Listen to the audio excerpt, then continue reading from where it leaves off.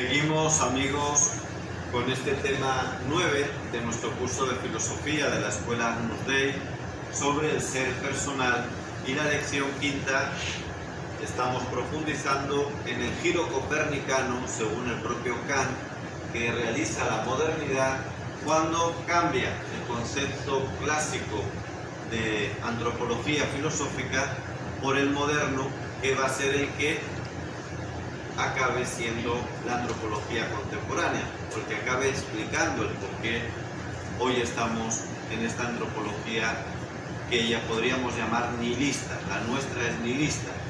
Nihilista viene del griego nihil, y nihil en griego es nada. Por lo tanto, una antropología nihilista es la que propugna la nada, el vacío, como clave de su interpretación. Hoy quizás esta sea una de las mejores definiciones de la antropología que hoy vive la humanidad. Antropología nihilista. Y además la vive, como he dicho antes, a escala universal, porque antes había distintas corrientes, hoy se ha impuesto esta en todo el mundo. Pero hay que ir conociendo las raíces. Decía que Descartes es el primero, o por lo menos en la cultura moderna, porque antes de él estaría Ockham, estaría Lutero, pero Descartes es el que formula la filosofía, la antropología moderna de una manera más clara, sobre todo con su cogito ergo sum, recuerdan, ¿no?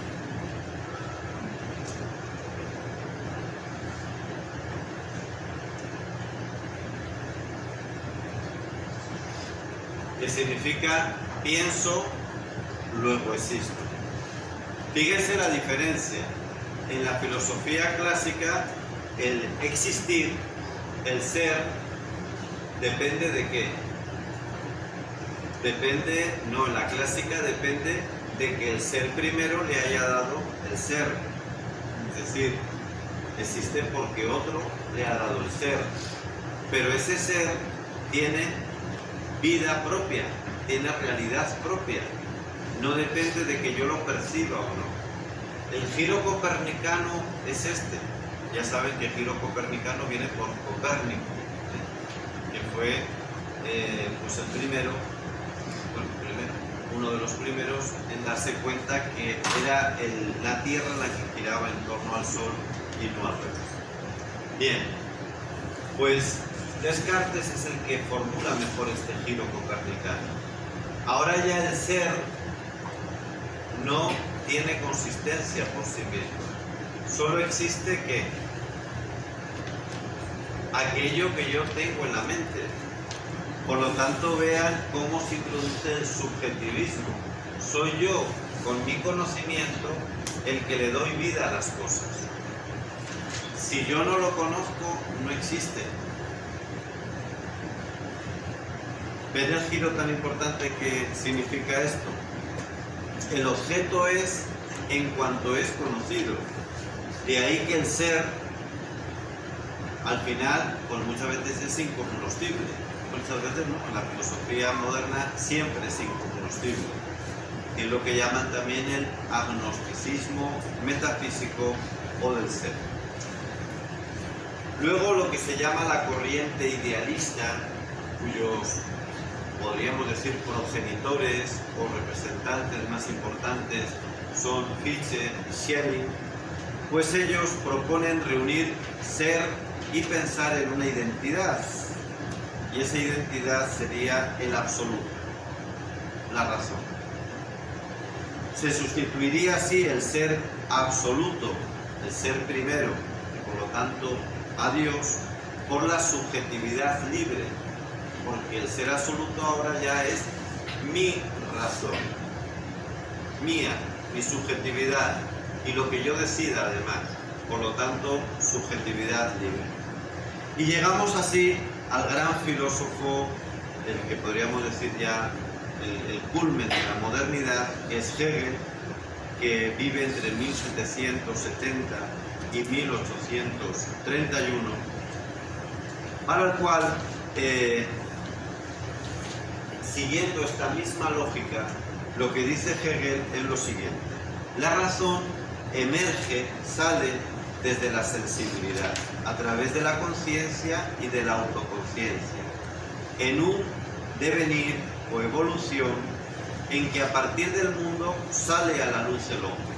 Es decir, es como una evolución, ¿no? Viene el mundo, de ahí viene el hombre, y de la conciencia del hombre se llega a Dios. Por lo tanto, al final, pero solo al final, el ser verdadero es Dios. Pero Dios, en definitiva, es un producto de la razón humana. Esto significa que Dios no es Dios sin el mundo y sobre todo sin la historia y sin la razón. Esta es la conclusión a la que llega Hegel y que en gran parte, como les digo, os va a marcar todo el pensamiento de la modernidad en su última etapa y de la posmodernidad en sus inicios. Lo que hay detrás, amigos, es el rechazo a fundar la verdad y el conocimiento en el ser, que es como, insisto, lo plantea la filosofía clásica. Al contrario de esto, de fundar todo en el ser, la modernidad lo que plantea es fundarse en la subjetividad que piensa, en el pienso, luego existo. Pero detrás de eso está la voluntad, más que el pensamiento, al final es la propia libertad, esa voluntad autónoma, que sería el absoluto fundamento de todo. El ser, por tanto, se va a sustituir por el sujeto y la metafísica por la antropología. Ya no es una parte de la metafísica, sino que es toda la metafísica, es toda la filosofía, pero no entendida desde el estudio del ser, sino de sus facultades, principalmente la voluntad, la inteligencia y al final hoy, pues la nada. Ahora el trascendental antropológico es la libertad, porque el sujeto domina al objeto y el yo trasciende a los entes. Bien. De aquí, ¿qué es lo que ocurre? Cuando esto se va desarrollando, resulta que se llega a una verdadera contradicción, ¿no? Porque fíjense que de aquí, esta razón autónoma,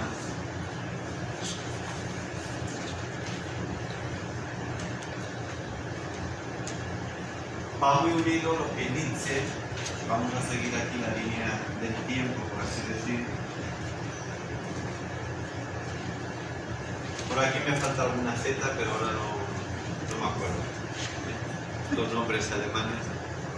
Lo que Nietzsche va a decir, la voluntad de poder.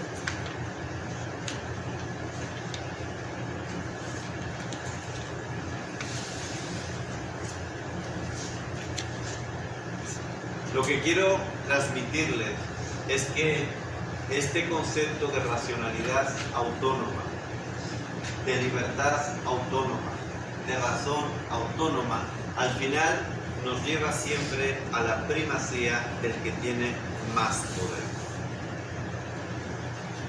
La voluntad de poder de Nietzsche, el fuerte, el superhombre, es el que triunfa con la modernidad y va a dar pie también a la posmodernidad. ¿En qué sentido?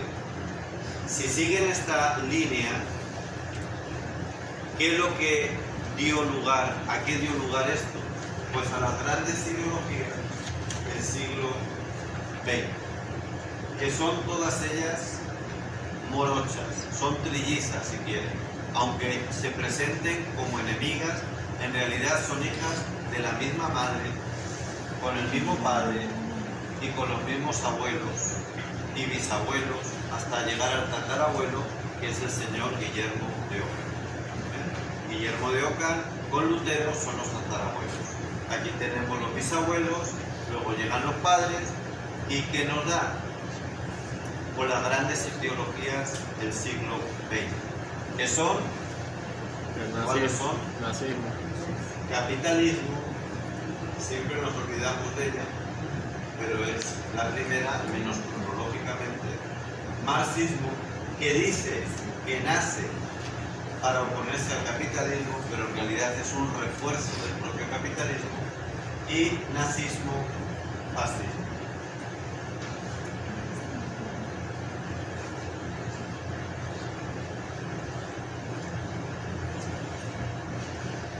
Quiero que vean, amigos, que estas grandes ideologías son hijas de este proceso.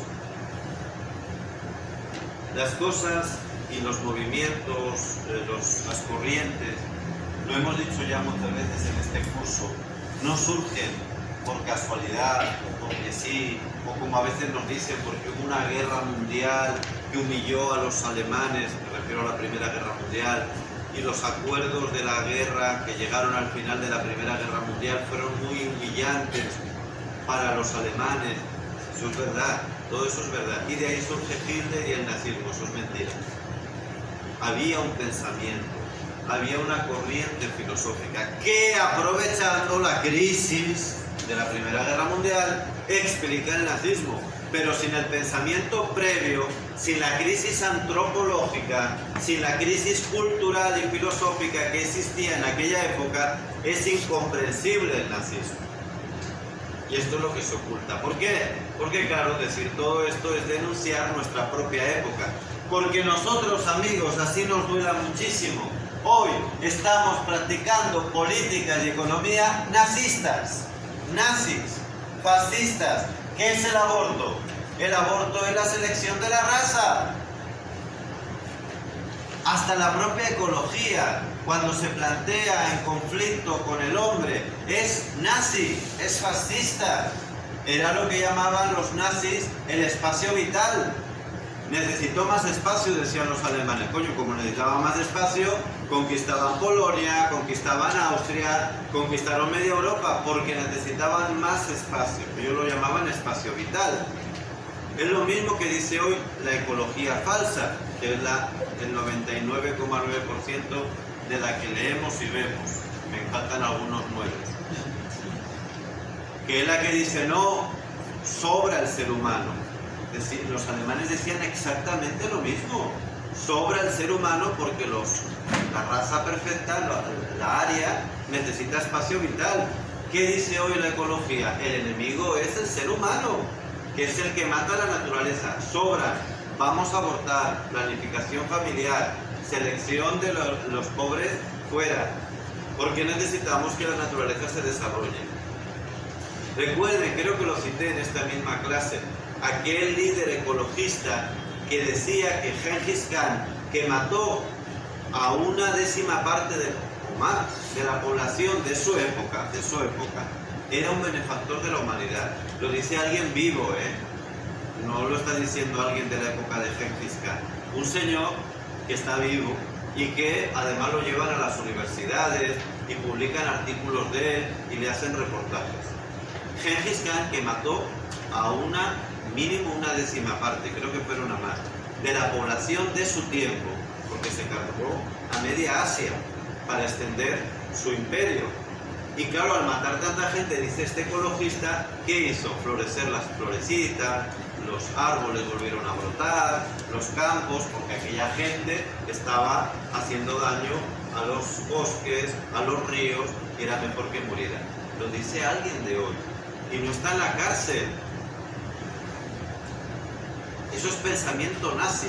Es que estamos en las mismas bases. Nosotros hoy somos los tataranietos de esta gente, pero no acabamos de reconocer las raíces perversas de nuestra antropología, que está llevando al marxismo, al nazismo, al capitalismo a sus últimas consecuencias. La ideología de género está en esta misma línea. Todas las ideologías que hoy predominan, el indigenismo, el animalismo, es decir, todo poner a los animales, son derivaciones de estas grandes ideologías, pero que hoy han transmutado. Hoy ya no tienen campos de concentración tan llamativos, porque también los hay, como tienen los chinos para los uigures, no los hay tan evidentes, pero existen. Hoy no hay genocidios tan evidentes como los que hicieron los nazis con los judíos, pero sí que los hay. ¿Qué es el aborto? 70, 80 millones de niños cada año asesinados. Lo que pasa es que eso se dibuja y se dice que eso es un derecho de la mujer. Pero es la misma antropología.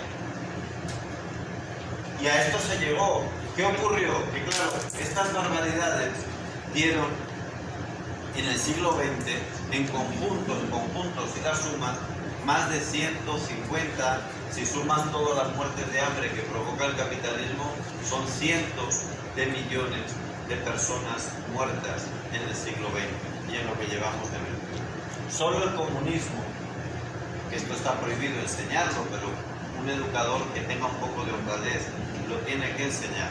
Solo el comunismo en el siglo XX, asesinó a más de 100 millones de personas. 100 millones de personas. Si contamos lo que ocurrió en Rusia, lo que ocurrió en China, en Camboya, en Yemen,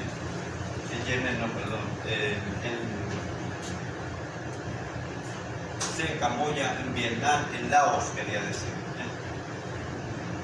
Más de 100 millones en el siglo XX. Claro, solo se habla de Hitler porque como ya está muerto y está prohibido el nazismo con toda razón, pues se dice el crimen. Bueno, sí, con Hitler probablemente sea responsable de 30, 40 millones de asesinatos, entre los que murieron en la guerra, en los campos de concentración, etc. Pero los comunistas son responsables de más del triple de asesinatos que Hitler. Y todavía hay comunistas, y están en los gobiernos, y en las universidades. Es algo incomprensible, absolutamente incomprensible. Que esté prohibido, por ejemplo, decir y explicar que Lenin vivió toda su vida hasta que ya empezó a robar a los rusos. Antes de llegar al poder, vivió de la pensión de su madre. Que Carlos Marx dejó morir a 2 o 3 hijos de hambre. Los dejó morir porque era un vago, porque lo único que quería vivir era de lo que le daban sus amigos, entre ellos Hegel. Perdón, Hegel no, estoy ya un poquito cansado la mente. Engels, gracias, Engels. Y lo que le daban otras personas. No quiso trabajar nunca, aunque le ofrecieron trabajo. Y sus hijos, algunos, murieron de hambre. Ningún gran comunista ha sido trabajador, aunque utilice a los trabajadores. Y aquí en Venezuela sabemos demasiado, podemos dar máster de lo que hacen esta gente. Y con esto concluimos nuestra lección.